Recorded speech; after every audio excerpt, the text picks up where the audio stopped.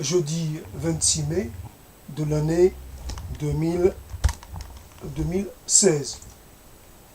Bien sûr, peut-être à force de citer ces dates, je crée quelque part, je superpose des dates à d'autres dates, et dès lors, je crée une certaine superposition, une certaine sédimentation. Il y a des dates qui se trouvent au-dessus d'autres dates, couche après couche, quelque part se construit un ensemble, quelque part un empilement de dates.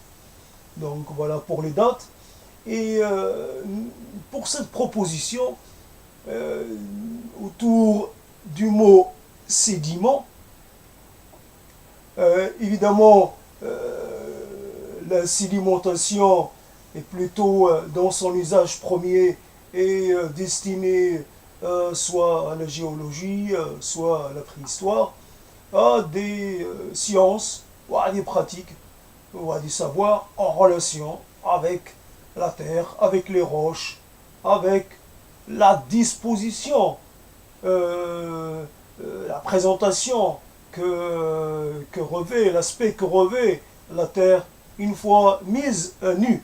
Évidemment, on constate qu'il y a des variations, soit au niveau de la matière elle-même, soit au niveau de la, comment dire, non pas de la densité, mais de l'importance de la matière. Les couches ne sont pas à égalité et elles ne sont évidemment pas composées des mêmes matériaux, que ce soit des matériaux organiques ou minéraux ou des matériaux d'origine organique. Et donc nous avons affaire quelque part au résultat de l'œuvre, quelque part un témoin, quelque part non pas vivant, mais un témoin permanent, éternel du travail que fait le temps.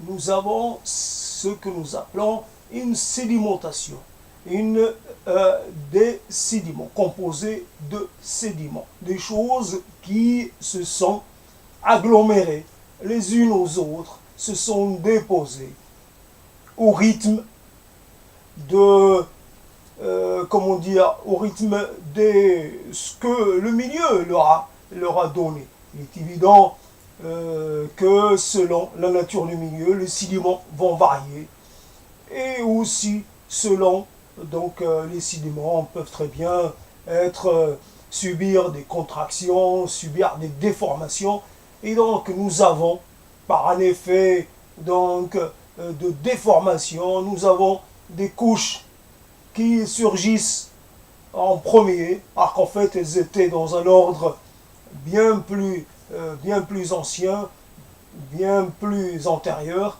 et nous avons aussi des sédiments qui étaient dans un milieu, par exemple marin, et qui se retrouvent à découvert, si je puis dire, exposés aux agents d'érosion, ou exposés au travail de la décomposition.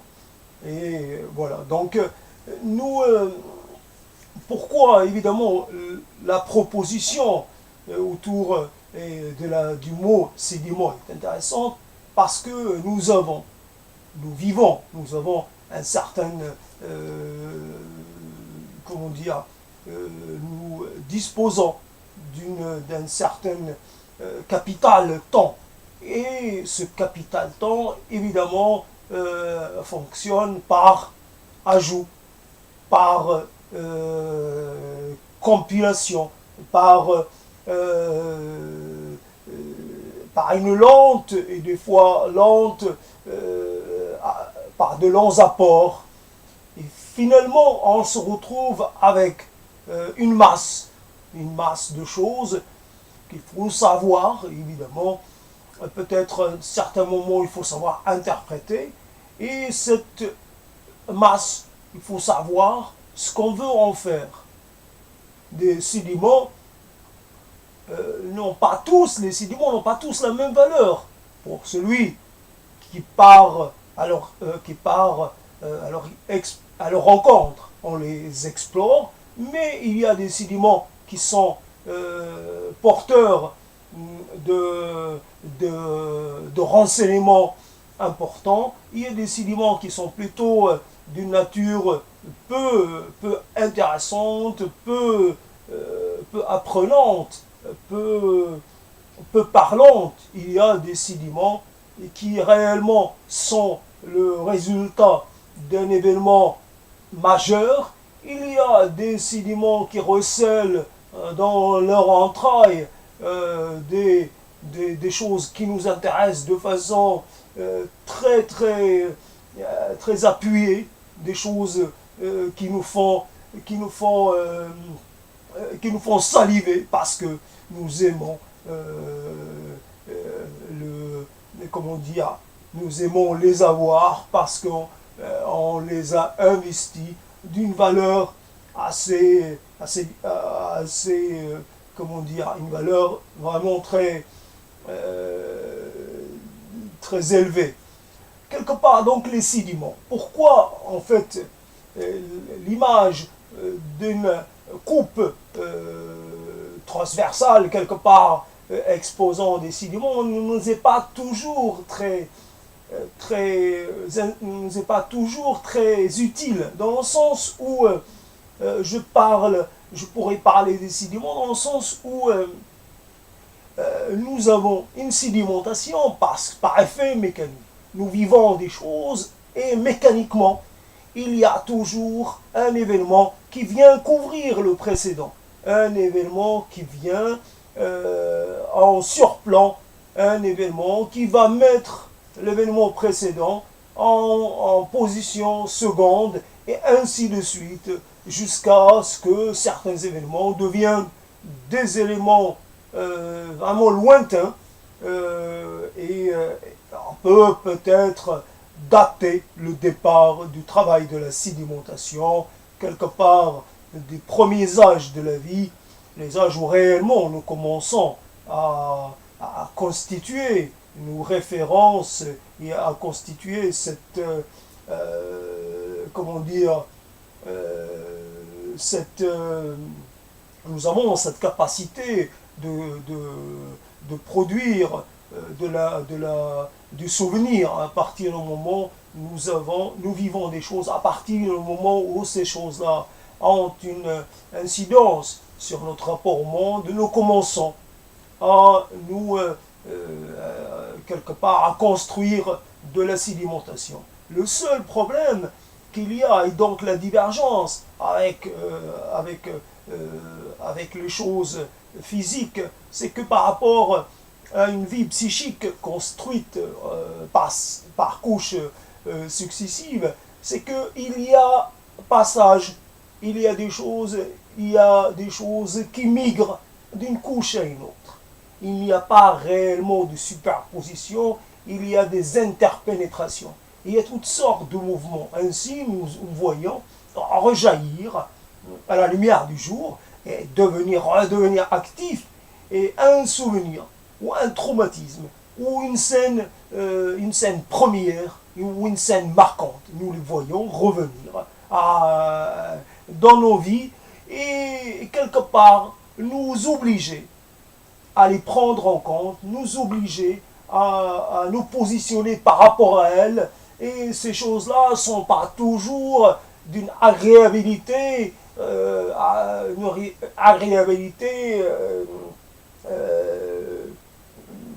comment dire, d'une grande agréabilité. Nous devons faire face à certaines choses que nous ne pouvons pas toujours gérer parce que ce sont des moments qui marquent, qui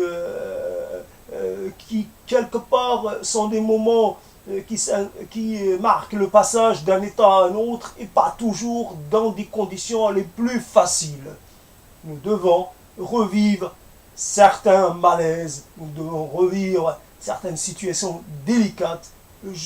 Et cette migration quelque part, comme s'il y avait quelque part des éléments comme on pourrait parler pour le pétrole, quelque part, à un moment donné, le pétrole qui est évidemment situé dans une certaine profondeur, et quelque part remonterait par le jeu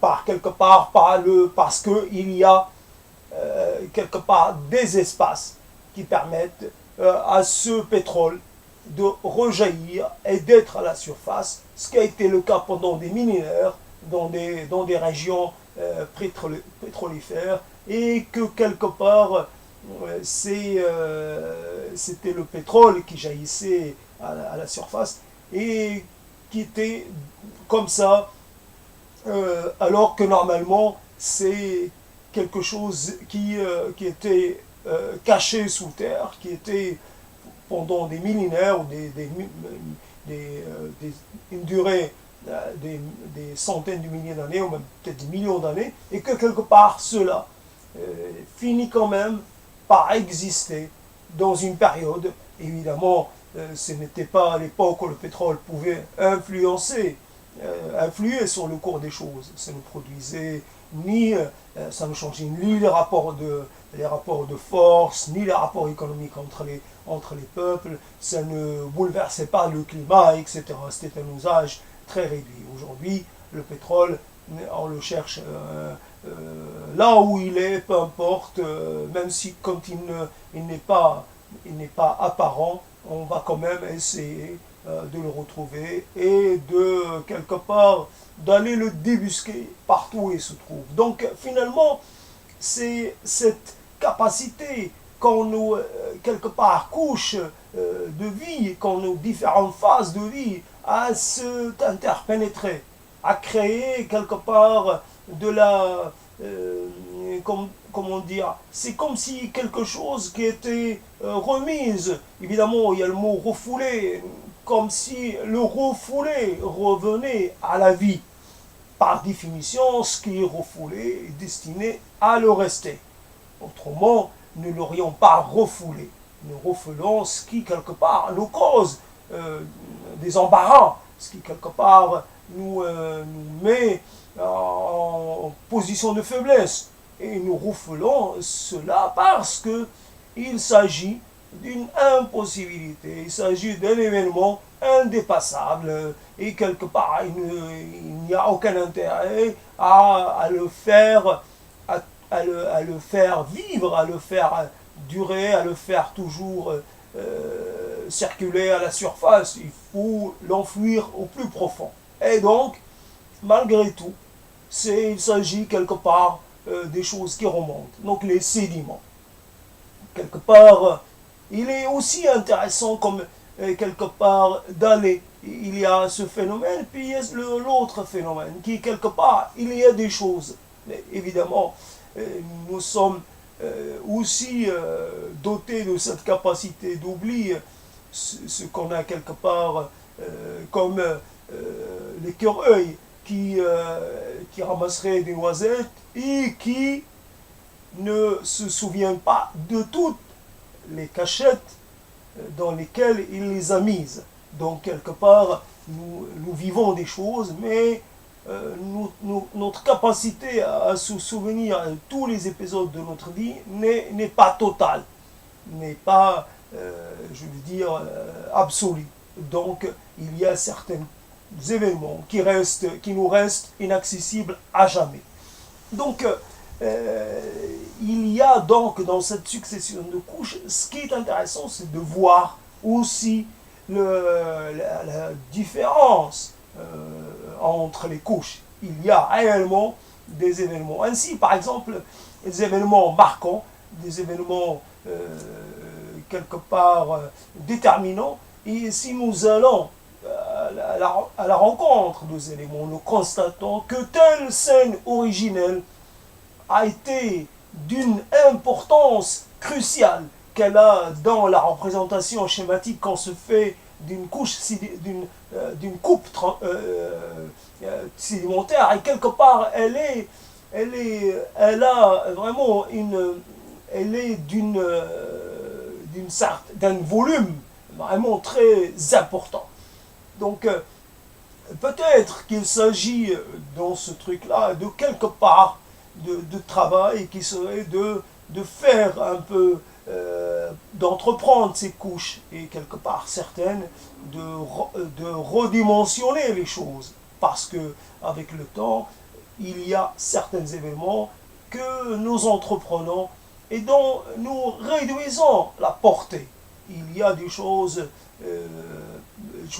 qui nous paraissent pendant un certain temps très importantes, quelque part des éléments qui ont constitué des dates marquantes, et pourtant, quand nous les revisitons avec un certain recul, nous constatons qu'ils n'ont pas été tellement décisifs et que c'est uniquement une histoire de perception un peu amplifiée qui nous l'a fait croire. Donc l'intérêt, c'est donc de gérer ces remontées intempestives ou imprévues de souvenirs, ces mélanges entre les couches. Et ce qui est aussi à constater, donc un autre aspect de la chose, quand nous parlons des sédiments, quand nous partons à la rencontre de cette proposition, c'est que il y a, ce qui est intéressant, c'est les premiers âges de la vie, comme quelque part les premiers temps géologiques produisaient beaucoup plus de sédiments que notre présent. Ainsi, en vieillissant, en avançant dans l'âge, nous sommes plutôt confrontés à un manque de vie, comme si notre action, notre capacité à créer de la sédimentation se ralentissait, et que finalement, ce qui nous reste comme possibilité, c'est de faire notre propre, quelque part, exploration géologique, aller à la rencontre de nos vestiges sédimentés. Et c'est dans cette antériorité-là que nous allons habiter, que nous allons passer le plus de notre temps. C'est un peu paradoxal d'habiter son passé alors qu'on est encore dans le présent, alors qu'on est encore en capacité de créer de l'événementiel, de créer de la vie, de créer du rapport à l'autre. Et pourtant, c'est ce qui se passe. Il y a comme à un moment donné une saturation. L'élément qui produit qui produit du dépôt ne se fait plus. Les, la, comment dire, le travail de fabrication de souvenirs, le travail de fabrication de vie, le travail de fabrication d'interconnexion se ralentit de façon flagrante et nous vivons sur ce que nous avons quelque part constitué, comme si on avait déposé des choses comme ça, les choses qu'on avait déposées, bon gré, mal gré, évidemment, nous ne sommes pas maîtres de ce travail, nous ne sommes pas maîtres de cette action. Mais donc voilà, donc le mot sédiment transposé à l'espace psychique peut se présenter de cette façon-là. Donc je tenais absolument à le faire en cet instant, il est bientôt minuit, et je ne vais pas trop m'attarder parce que je ne suis pas en forme, mais en tout cas, peut-être que j'ai tendance un peu à me répéter dans, dans le traitement que je fais des différentes propositions. Il est évident qu'il est quasi impossible de se renouveler à l'infini. On finit toujours par avoir des tics de langage, des tics de pensée, des tics quelque part d'analyse. Il n'est pas possible d'être toujours dans une certaine innovation, ou alors il faut fournir un effort qui sans équivalent.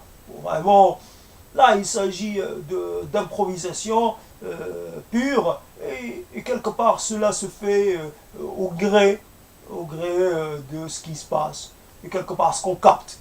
Il y a des choses qui passent devant, je ne sais pas devant quoi, pas devant mes yeux, il se passe devant dans quelque chose qui n'a pas de représentant, qui ne peut pas recevoir qui ne peut pas être décrite. Et ces choses-là, on les capte pas, on les saisit au vol, on les saisit pas, on les voit pas. On les perçoit pas, c'est même pas une question de perception, c'est autre chose. Et donc, les choses, quelque part, je voudrais quand même, avant de finir, ne pas oublier que ce qui était des couches situées à des profondeurs assez abyssales peuvent se retrouver au gré des marées du temps, au gré des mouvements de la Terre et des plaques continentales, etc., peuvent se retrouver très haut, placés, je veux dire, un peu se retrouver en train comment dire, non pas de frôler le ciel, mais je veux dire, dans une position, une sorte de hauteur. D'un seul coup, c'est la chose la plus haute, la chose la plus saillante. Et donc, quelque part, certaines de nos anciennes, comment dire, de nos anciennes vies, quelque part, certains éléments de notre ancienne vie, comme ça, reviennent par un long travail. Évidemment, c'est un travail qui ne se voit pas, c'est un travail sur vraiment la longue durée, à l'échelle humaine évidemment, la longue durée, cela finit par faire monter vers le ciel un événement qui était vraiment enfoncé très profond, et il remonte, et il devient une verticalité, et il côtoie quelque part, il s'impose à notre vision, il s'impose à notre perception, il est un événement qui marque, un événement qui fait date, ces choses-là qui ressortent d'un seul coup, on se met à parler d'un événement qui est vraiment, qui était, et on se demande même quelquefois si cette chose-là a été vraiment vécue par nous-mêmes. Et c'est cela, on se retrouve quelque part avec, c'est ce travail quelque part de la résurgence des anciens souvenirs, et des anciennes tranches de vie. Et ces tranches de vie reviennent évidemment transformées dans une nouvelle configuration, mais leur existence n'en est pas moins flagrante, n'en est pas moins, comment dire, prégnante. Ainsi, il est, quelque part, se termine de façon un peu brève, de façon un peu, comment dire, j'écourte un peu cette proposition parce que je ne suis pas en capacité de rajouter encore du langage à ce que j'ai dit déjà, mais il est évident que la proposition est intéressante. Évidemment, il faut passer par la phase science dure, par la phase, je veux dire, première phase, au sens propre du terme. Après, il faut passer au sens métaphorique de la chose, malgré que réellement, l'être humain est quelque part, presque au sens propre, il est constitué d'un ensemble d'événements qui s'empilent les uns au-dessus des autres. Et ce qui constitue aussi, comme pour une parenté, nous sommes aussi un empilement de contributions diverses. Quand nous parlons de nous ascendants, évidemment, quand nous partons à leur rencontre, nous ajoutons un ascendant au-dessus de l'autre jusqu'à constituer quelque part un énorme réseau d'affiliation. Seulement, peut-être l'ancêtre premier, lui, au lieu d'être au fond, il est au sommet de cette construction mentale que nous faisons, et cette représentation mentale. Et donc, fondamentalement, c'est l'empilement. Nous avons besoin aussi d'empiler et quelque part d'essayer de comprimer des choses pour que, quelque part, pour faire un peu de place pour ce qui viendrait après. Il est évident qu'il faut faire de la place en compressant, en réduisant, en essayant de faire en sorte que les couches anciennes, les événements anciens soient les moins présents, les moins encombrants possibles. Voilà quelque part un petit ajout à ce développement et je termine par là et je vous dis à bientôt.